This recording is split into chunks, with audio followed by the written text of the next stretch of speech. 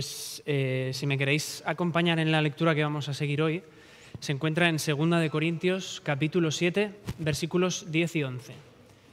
2 de Corintios, capítulo 7, versículos 10 y 11. Yo voy a utilizar la Nueva Versión Internacional, lo digo por si hay alguna palabra que no concuerda con vuestras versiones, pero para que sepáis que estamos en el mismo pasaje.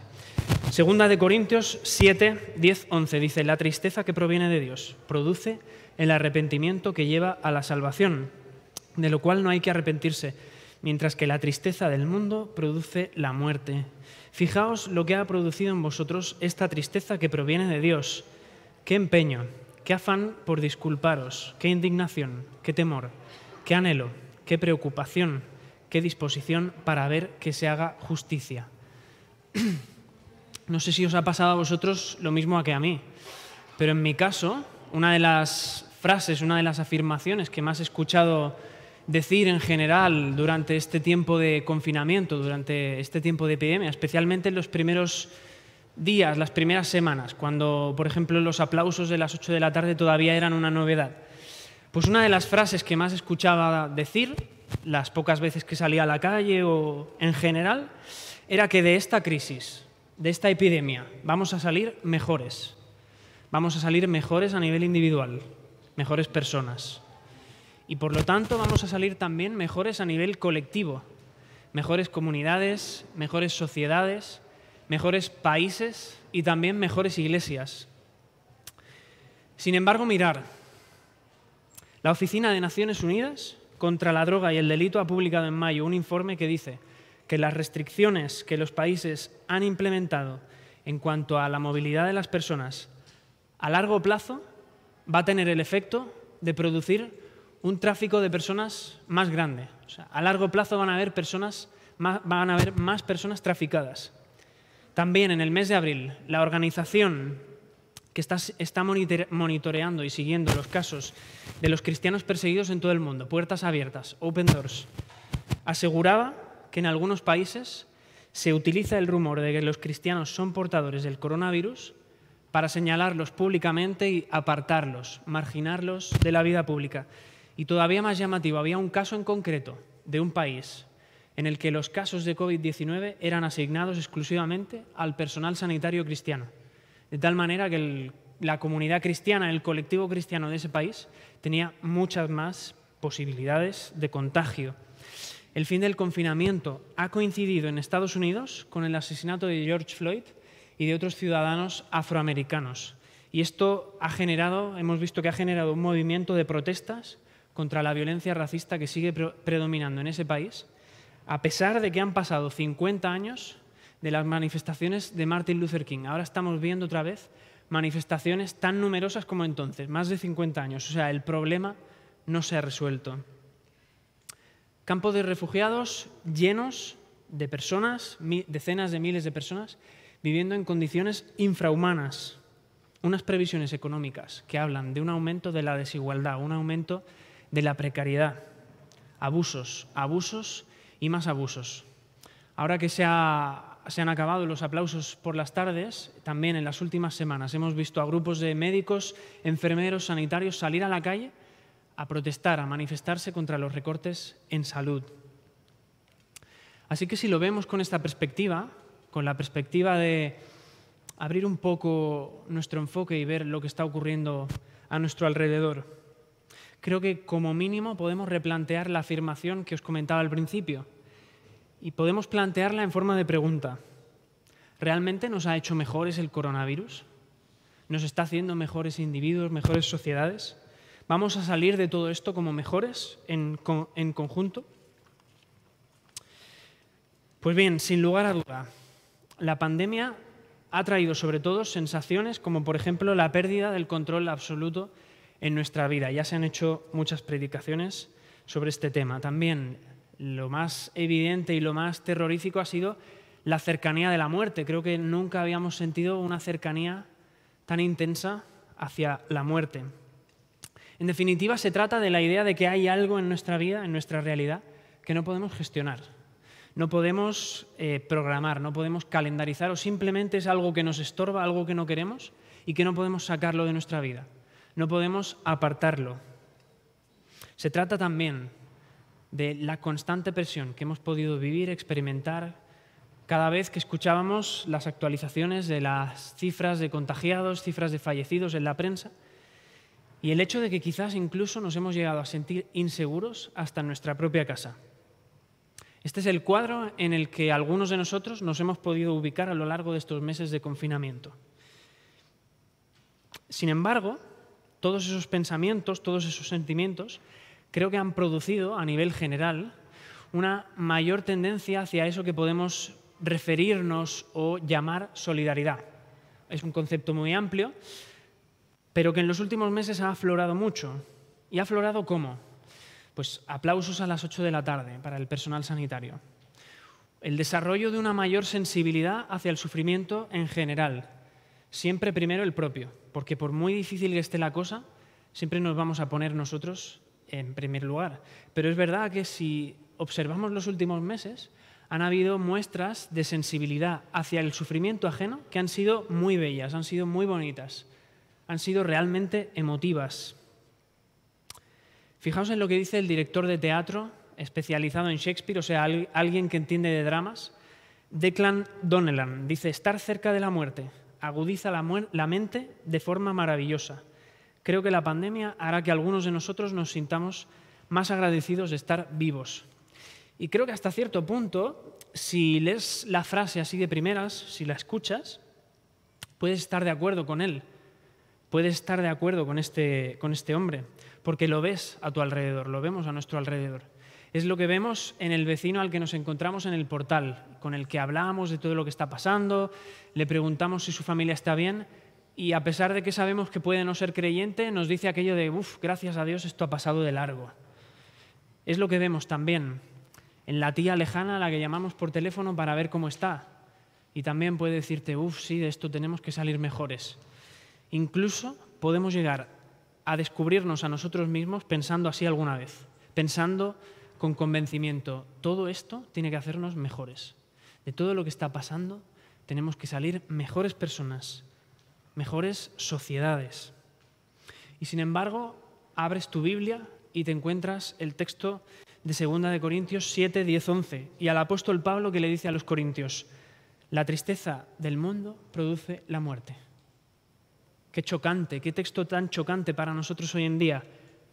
Creo que lo mínimo que podemos hacer es preguntarnos qué es lo que nos quiere decir el apóstol Pablo, qué es lo que nos quiere decir Dios a nosotros hoy, en este momento, en este contexto.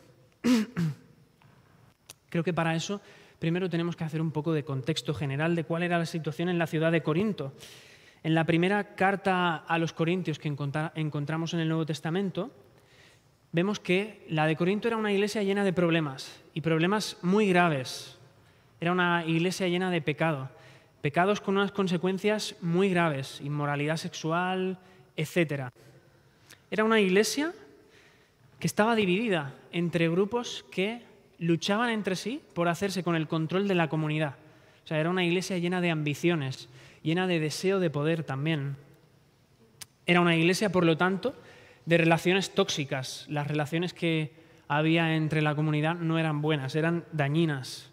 Era una iglesia sometida a la influencia de falsos maestros que estaban intentando cuestionar la autoridad apostólica de Pablo y también la verdad misma del Evangelio, o sea, todavía mucho más grave. Así que no es de extrañar que en esta carta encontremos a un Pablo especialmente contundente. Un Pablo que se muestra muy combativo contra todas aquellas actitudes que no se basaban en la enseñanza del Evangelio que él había predicado precisamente en esa comunidad. Y sobre todo aquellas actitudes que estaban también dañando el testimonio de la Iglesia en su ciudad. Aquellas actitudes que estaban dejando mal el nombre de Cristo por culpa de aquella comunidad en la ciudad de Corinto. Tenemos esa primera carta en el Nuevo Testamento. Poco después, probablemente se produce una visita del mismo apóstol en persona a la iglesia para tratar de primera mano esas cuestiones. Después de esa primera visita sin éxito, el apóstol envía otra carta que no aparece en el Nuevo Testamento a través de Timoteo, la llamada carta severa, o sea que ya solamente con el nombre podemos imaginar el tipo de contenido que se encontraba en esa carta. Todo el transcurso de ese proceso, todo este episodio de la relación entre Pablo y los corintios, el resultado de todo ese tiempo se encuentra en 2 de Corintios, la carta que estamos siguiendo esta mañana. Y ahí ya encontramos a un Pablo hablando en un tono diferente. Es verdad que los primeros capítulos son muy severos también, pero la primera parte de la carta encontramos a un Pablo íntimo, un Pablo cercano, un Pablo que le habla a los corintios de sufrimiento, que le habla a los corintios de consuelo, un Pablo que habla constantemente de tristezas, las tristezas que él mismo había experimentado por ver hasta qué punto había degenerado la situación de aquella iglesia, pero que también habla de las tristezas que los corintios habían experimentado como consecuencia de la corrección de Pablo. A veces nos puede entristecer que alguien nos diga que estamos haciendo algo mal. Entonces, Pablo se estaba refiriendo a este tipo de tristeza. Así que este es el contexto general, este es el marco en el que el apóstol dice aquello de la tristeza del mundo produce la muerte. Un contexto al que hay que sumarle que él proseguía con su ministerio misionero, visitando diferentes ciudades, y ya sabéis que no en todas fue bien recibido, prácticamente en la mayoría fue expuesto a maltrato. Haciendo también una imagen de contexto sobre cuál era el espíritu de la ciudad en general y el espíritu del que se había contagiado también esa iglesia, fijaos en lo que dice la historiadora Kathleen Barton. Dice: en vistas de que el estatus de uno estaba siempre escudriñado en la ciudad de Corinto, muchos corintios estaban afligidos, estaban entristecidos con una implacable ansiedad. Así que este era el contexto también en el que se encontraba la iglesia de Corinto. Y este era el contexto que había afectado, que había incidido a la iglesia de Corinto. La palabra griega que está utilizando aquí Pablo es lupé. No sé si la pronuncio correctamente.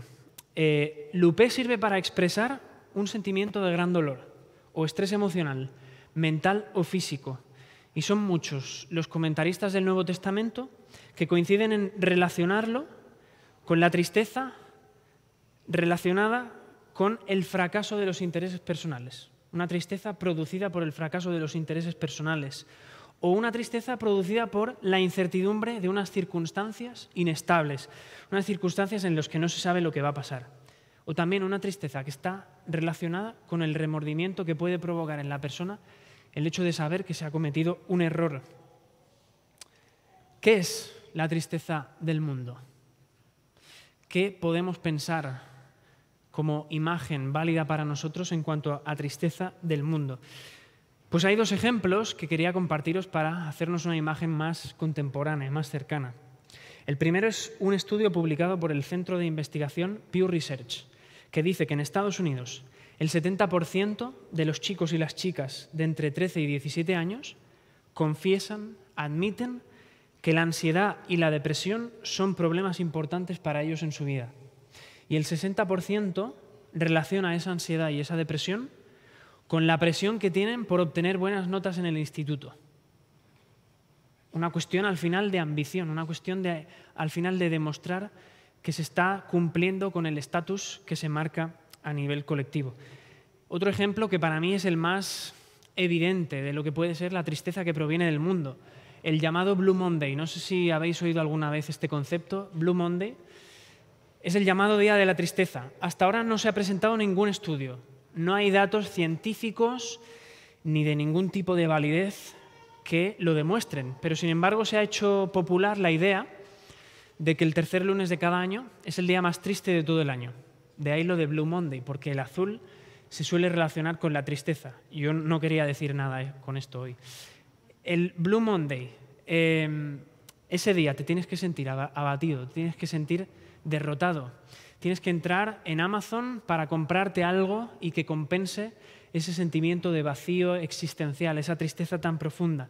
Ese día no puedes sonreír, así que lo siento por aquellos que celebráis vuestro cumpleaños o vuestro aniversario de boda ese día, porque según el canon social no podéis celebrarlo. A lo largo del Antiguo Testamento, este tipo de tristeza, la tristeza que proviene del mundo, se relaciona, se asocia con una actitud de pecado previa, una actitud de pecado que ya existía antes y ante la que no hay disposición de recibir transformación por parte del Señor. una actitud de pecado que se tiene ahí, con la que se puede convivir. Fijaos en lo que dice el profeta Jeremías, en Lamentaciones 1:17. Dice, Sión clama pidiendo ayuda, pero no hay quien la consuele. ¿Por qué no tenía Sión a nadie que la consolase? Pues porque eran muchos los años, eran muchos los reyes, eran muchas las décadas que había rechazado el consuelo de la única fuente que podía consolar, el Señor. Dice también el pastor y escritor Timothy Keller, dice, cuando tú, un ser creado para vivir para Dios, en vez de eso vives para ti mismo, lo que estás haciendo es violar tu diseño. La plaga definitiva de eso es el pecado y te desintegrará sin el antídoto que es la gracia de Dios en Cristo Jesús. Así que creo que con estas imágenes, con el contexto de ambición, de puja por ver quién era el más importante en Corinto, creo que podemos hacernos una imagen concreta sobre lo que es la tristeza que proviene del mundo. Pero el texto de 2 de Corintios hace una distinción respecto a esta tristeza, la tristeza que proviene del mundo, y la tristeza que proviene de Dios, la que forma parte de nuestra relación diaria con Dios, la que en el contexto de Corintios venía por medio de la corrección que el apóstol Pablo les había hecho. Se sentían tristes, pero se sentían tristes porque alguien con la autoridad de Pablo les había dicho, esto que estáis haciendo no está bien, tenéis que sentiros tristes porque habéis hecho esto y eso producirá en vosotros arrepentimiento. Esa diferencia es que la tristeza que proviene de Dios, como decía, produce arrepentimiento.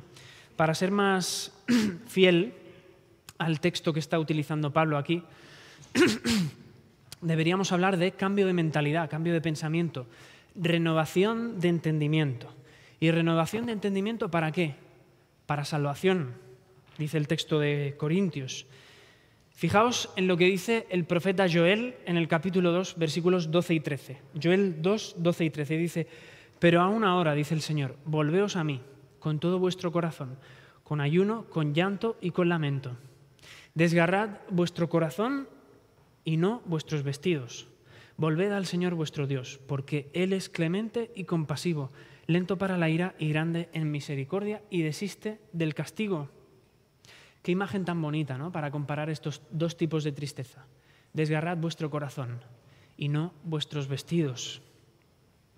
También en Malaquías 3:14 encontramos a Dios que le está recriminando al pueblo el hecho de que sintiese un tipo de tristeza que no provenía del arrepentimiento, sino que provenía del hecho de ver que otros estaban mejor que ellos. Al fin y al cabo, ambición, competitividad, deseo de estar mejor que el que tenemos al lado. Y el texto dice, está de más servir a Dios.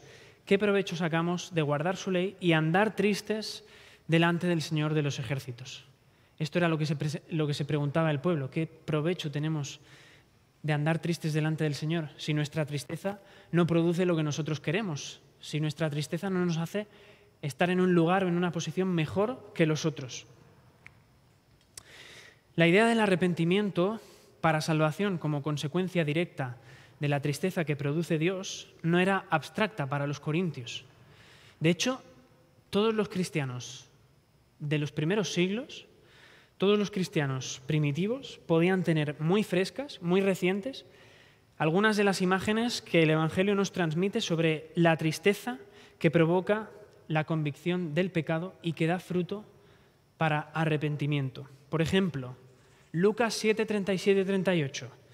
La mujer que se acercó para ungir los pies de Jesús con perfume en casa de Simón el fariseo. Dice el texto, vivía en aquel pueblo una mujer que tenía fama de pecadora. Cuando ella se enteró de que Jesús estaba comiendo en casa del fariseo, se presentó con un frasco lleno de alabastro, lleno de perfume. Dice, llorando, o sea, una muestra de tristeza, llorando, se arrojó a los pies de Jesús, de manera que se los bañaba en lágrimas. Luego se los secó con los cabellos, también se los besaba y se los ungía con perfume. O también tenemos el caso del recaudador de impuestos que acude al templo a orar, pero se queda lejos del fariseo, se queda detrás del fariseo. En Lucas 18, 13, el texto de Lucas 18 ya nos ha dicho que al templo acudió un fariseo que decía, Señor, te doy gracias porque no soy como este pecador, no soy como este recaudador de impuestos. Y en el versículo 13 dice, el recaudador de impuestos que se había quedado a cierta distancia ni siquiera se atrevía a alzar la vista al cielo, sino que se golpeaba el pecho y decía, oh Dios, ten compasión de mí, porque soy pecador. Se reconocía pecador y eso le causaba tristeza. Pero además de todos estos ejemplos, el apóstol Pablo recurre a las evidencias que ese arrepentimiento de las actitudes y de las formas de pensar pasadas había generado en los propios corintios. O sea, lo que el apóstol Pablo les está diciendo a los corintios es, fijaos lo que el Señor está haciendo en vosotros. Fijaos el arrepentimiento que estáis sintiendo de esas actitudes pasadas que dañaban vuestro testimonio, que iban en contra del Evangelio. Por eso en el versículo 11 leemos, fijaos lo que ha producido en vosotros esta tristeza que proviene de Dios. Qué empeño, qué afán por disculparos, qué indignación, qué temor, qué anhelo, qué preocupación, qué disposición para ver que se haga justicia. La tristeza que había causado en ellos la denuncia de Pablo había hecho de sus actitudes y entendimientos que leemos en la primera carta a los Corintios y también durante la visita anterior y durante la carta enviada por medio de Timoteo, lo que había hecho es generar un arrepentimiento en algunos de ellos, no en todos, porque la situación seguía siendo hasta cierto punto crítica, pero sí que había generado un arrepentimiento en algunos de ellos. Ahora se mostraban más dispuestos a seguir el ejemplo de Jesús. Se mostraban más dispuestos a resolver aquellos errores que habían cometido antes, a indignarse contra el pecado y, por lo tanto, a no tolerar en sus vidas todas aquellas actitudes y pensamientos que, en definitiva, se oponen al Dios Santo. Aquel arrepentimiento les había llevado a tomar una mayor conciencia de la reverencia y de la excelencia que debían presentar en su servicio al Señor. Les había llevado a desear restaurar la relación disfuncional que mantenían con aquel contra quien habían pecado. Les había llevado a vivir un amor basado en el carácter de santidad de Dios. Y por lo tanto, les había llevado a desear que se resolviese toda injusticia. Injusticia como la manifestación más evidente del pecado en el mundo. Fijaos en lo que dice el apóstol Pablo unos versículos más atrás de los que estamos siguiendo. En 2 Corintios 5:16 dice, así que de ahora en adelante no consideremos a nadie según criterios meramente humanos. Aunque antes conocimos a Cristo de esta manera, ya no lo conocemos así. Ahora en adelante ya no hay lugar para esa tristeza falsa, esa tristeza que busca aparentar delante de los demás, pero que no produce arrepentimiento para salvación. Pablo les remarcaba a los corintios, es el momento de que la tristeza que produce en vosotros el hecho de que os esté corrigiendo esas actitudes que no son buenas, dé lugar a arrepentimiento para salvación. ¿Y sabéis qué? Que estos versículos tienen para nosotros hoy un sentido.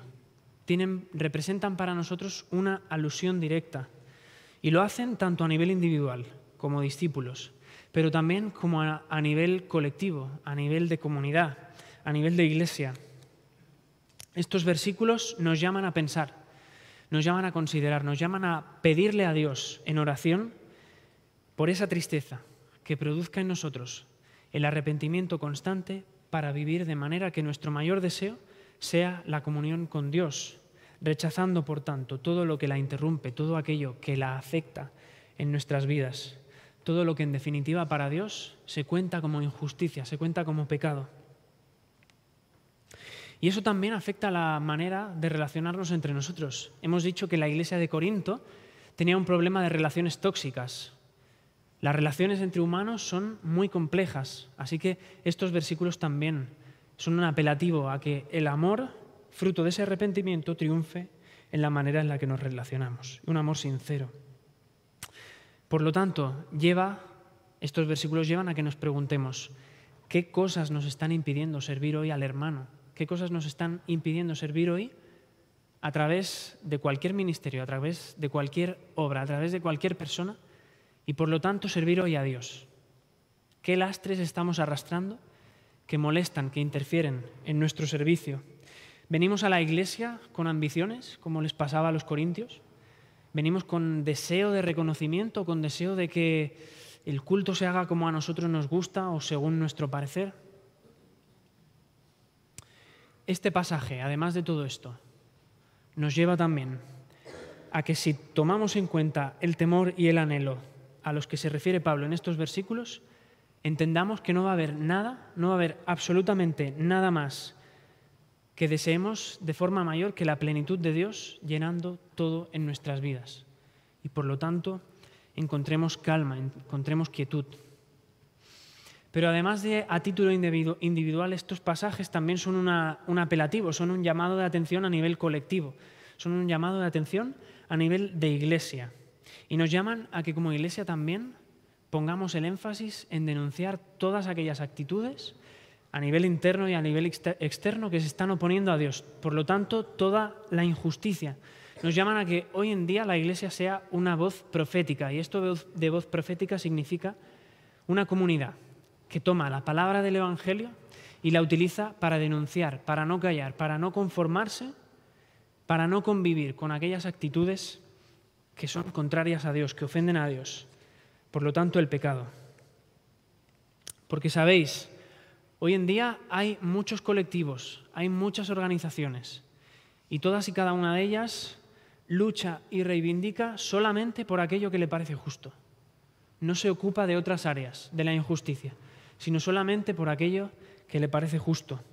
Pero la Iglesia del Señor, solamente la Iglesia de Cristo, tiene poder y está comisionada para denunciar la injusticia que el pecado en general causa en nuestro mundo. Esto es muy importante. La Iglesia del Señor está comisionada para alzar su voz y desde la palabra de Dios denunciar todas esas situaciones de violencia y de discriminación, todos esos abusos que se están cometiendo.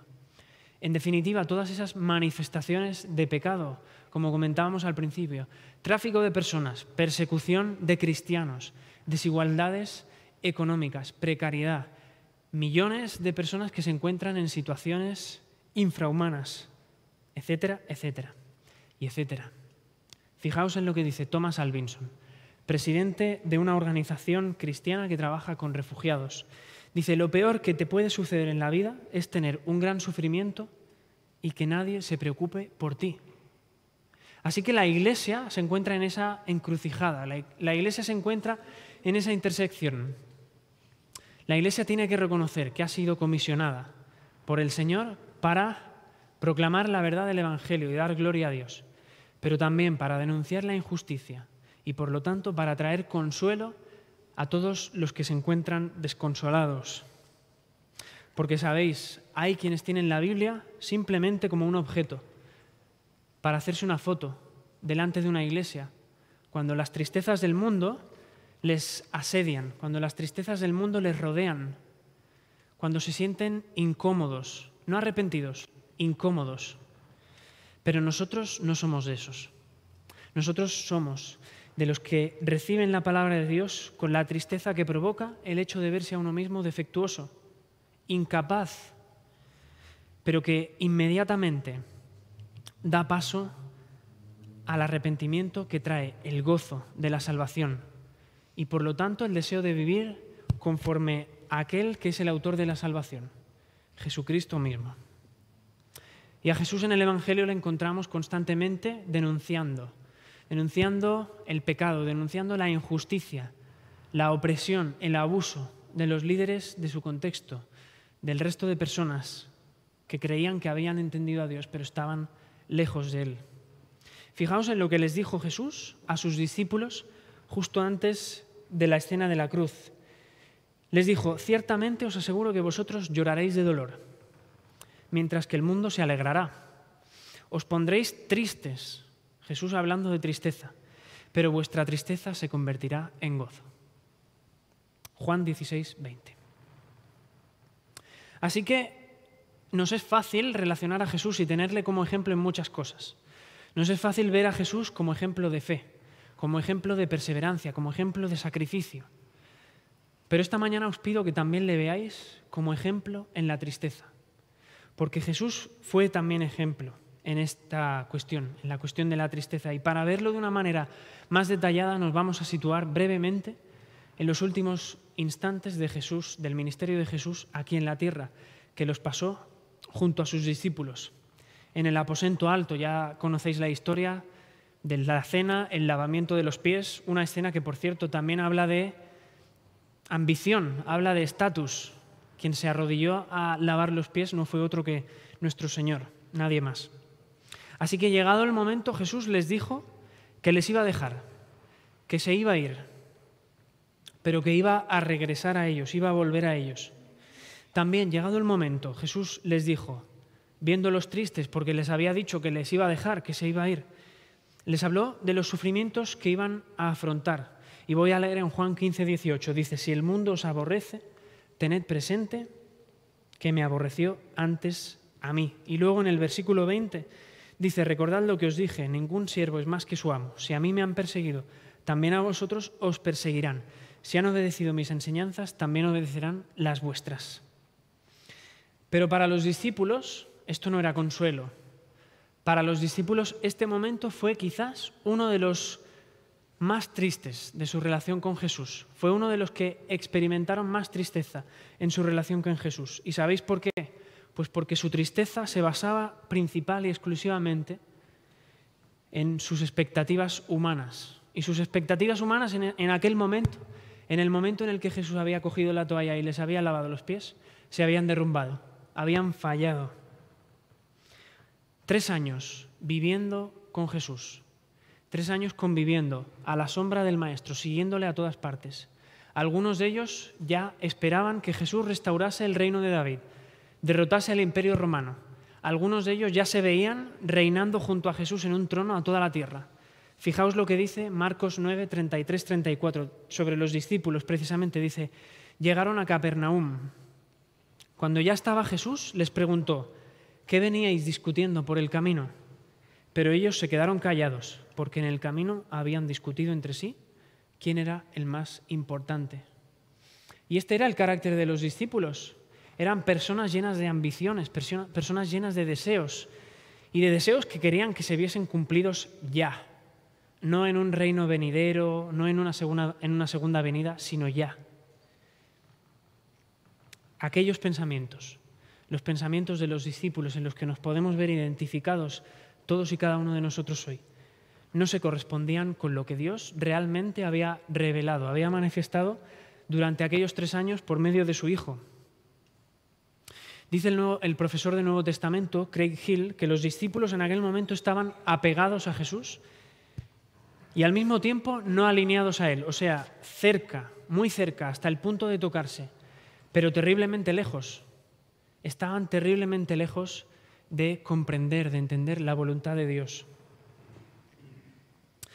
Pero Jesús no abandona a sus discípulos. Es muy importante que tengamos presente esto y justo en este pasaje, en estos momentos. Jesús no dejó a sus discípulos en un estado de tristeza permanente, en un estado de desesperanza a largo plazo, sino que en Juan 14, 25, 27, Juan 14, 25, 27 les dice, todo esto lo he dicho ahora que estoy con vosotros.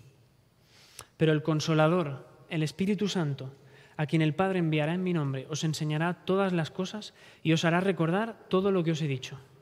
La paz os dejo, mi paz os doy, y no os la doy como la da el mundo. No os angustiéis ni os acobardéis. Jesús, en la hora más oscura, apunta a la relación de intimidad única que existe en el seno de la Trinidad.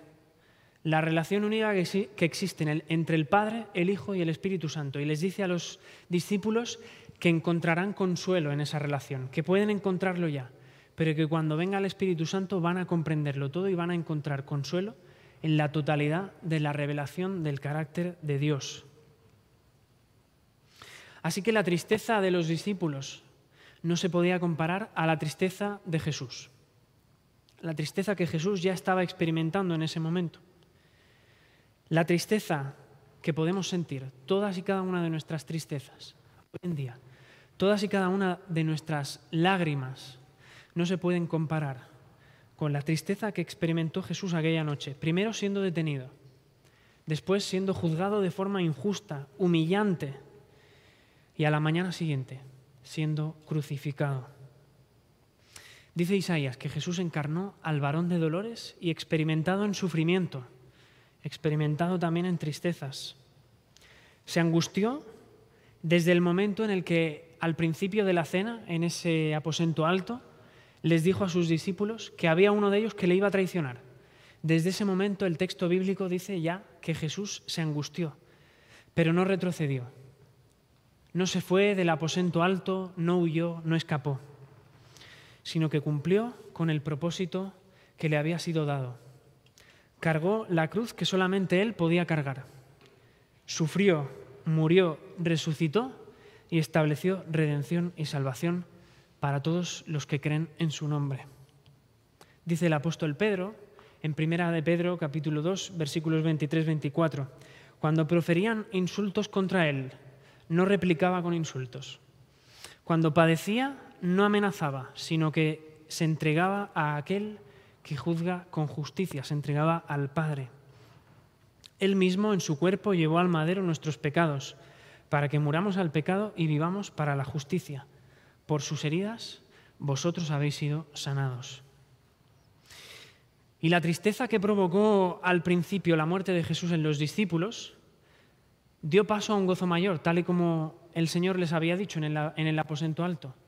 No pasó mucho tiempo que ya empezaron a sentir un gozo pleno, un gozo mucho mayor. Primero, cuando le vieron resucitado, cuando pudieron compartir con él otra vez un pescado y un pan, cuando pudieron verle a la orilla de Genesaret, cuando Tomás pudo meter en las heridas, en sus llagas, sus manos. Fijaos en lo que dice el apóstol Juan sobre esto. Dice, como muestra de ese gozo que ya sintió cuando empezó a comprender que Jesús había resucitado. Dice, llegó al sepulcro y vio las vendas y el sudario que habían cubierto el cuerpo de Jesús perfectamente ordenados. Y el apóstol Juan dice de sí mismo, entonces vio y creyó. Qué imagen de tanto gozo, ¿no? Ver cumplido aquello que su Señor le había dicho previamente. ¿Qué cosas nos están entristeciendo hoy? ¿Qué cosas os hacen estar tristes hoy? Cuando pensáis en la tristeza, ¿qué cosas os vienen a vuestra mente? ¿Qué os hace estar tristes y llorar? ¿Nos entristece el hecho de ver tanto sufrimiento en un mundo que vemos que es caído y que es caído por causa del pecado? ¿O nos entristece que alguien nos diga una palabra fea y que nos sienta mal justo al entrar a la iglesia? ¿Nos entristece el hecho de ver tantas y tantas iniciativas fracasadas por hacer de este mundo un mundo mejor? Y al final ver y comprobar que no podemos dar con esa clave que nos va a hacer mejores a nivel individual, que nos va a hacer mejores a nivel colectivo. ¿O nos entristece el hecho de que nuestros planes de vacaciones para este verano no hayan salido como queríamos? ¿Qué estamos haciendo con esas tristezas? ¿Qué estamos haciendo con las tristezas que sentimos? Nos repetimos a nosotros constantemente aquello de el tiempo lo cura todo, me voy a dormir, mañana será otro día, no es para tanto. ¿No les estamos prestando ninguna atención? ¿O situándonos en el extremo opuesto, estamos convirtiendo nuestras tristezas en el centro de nuestra existencia? No hay nada más en nuestra vida que nuestra tristeza. Todos nuestros pensamientos, toda nuestra fuerza va hacia ahí. ¿Sabéis qué? La Biblia no es un libro que se tome a broma el sufrimiento del ser humano. La Biblia no es un libro que banalice el sufrimiento de la creación de Dios. A pesar de que sea consecuencia del pecado, hay muchos textos en los que se puede encontrar consuelo y en los que se puede corroborar lo que estoy diciendo, que Dios se preocupa por su creación y por su sufrimiento. Yo he encontrado algunos versículos en el Salmo 77 y ahí dice el salmista, cuando estoy angustiado, recurro al Señor. Sin cesar elevo mis manos por las noches, pero me niego a recibir consuelo. Y se pregunta, ¿se habrá agotado su gran amor eterno y sus promesas para todas las generaciones? Y al final el salmista dice, y me pongo a pensar, esto es lo que me duele, que haya cambiado la diestra del Altísimo. Nosotros hoy, cientos de años después, con la revelación de Dios completa en su palabra, en la Biblia, en un contexto de libertad, en un contexto en el que podemos reunirnos con libertad, sin miedo a ser perseguidos, podemos saber, podemos afirmar que la diestra del Altísimo, la voluntad de Dios, no ha cambiado, no se ha echado para atrás, sino que se ha completado y se ha perfeccionado en el sacrificio y la resurrección de Jesús en la cruz. Y eso precisamente es lo que necesitamos entender para comprender que de un proceso como el que estamos viviendo, de esta pandemia, al final de todo, podamos decir que verdaderamente hemos salido mejores. Lo que necesitamos entender precisamente es que la transformación nunca, bajo ningún concepto y en ningún caso, depende de nuestros propios méritos. Como Iglesia, como discípulos, ya hemos visto, hay una serie de responsabilidades que no podemos eludir, no podemos esquivar. Hemos sido comisionados y hemos sido comisionados por Jesús para proclamar la grandeza y la verdad de su Evangelio y glorificarle. Hemos sido comisionados para denunciar la injusticia y hemos sido comisionados para consolar a quienes están llorando, a quienes se encuentran desconsolados. Pero necesitamos entender que la transformación la realiza el Espíritu Santo siguiendo con el testimonio que predicó Jesús precisamente aquella noche, la noche del aposento alto, y provocando que nuestras tristezas tengan un verdadero sentido para ser salvos y para trabajar para la extensión del reino de Cristo contra toda injusticia. Solamente entonces, solamente cuando entendemos que no hay ningún mérito en nuestra obra y que todo depende de lo que está realizando Dios por medio del Espíritu Santo, solamente adquieren para nosotros un sentido pleno y renovado las palabras con las que Jesús se despidió de sus discípulos. Y me gustaría acabar con vosotros con estas palabras que se encuentran en Juan 16, 22. Ahí Jesús les dice a sus discípulos: ahora estáis tristes, pero cuando vuelva a veros os alegraréis y nadie os va a quitar esa alegría. Nadie nos va a quitar la alegría que la certeza de la obra que ha realizado el Señor produce en nosotros y de la obra que sigue realizando por medio de su Espíritu Santo. Que el Señor os bendiga.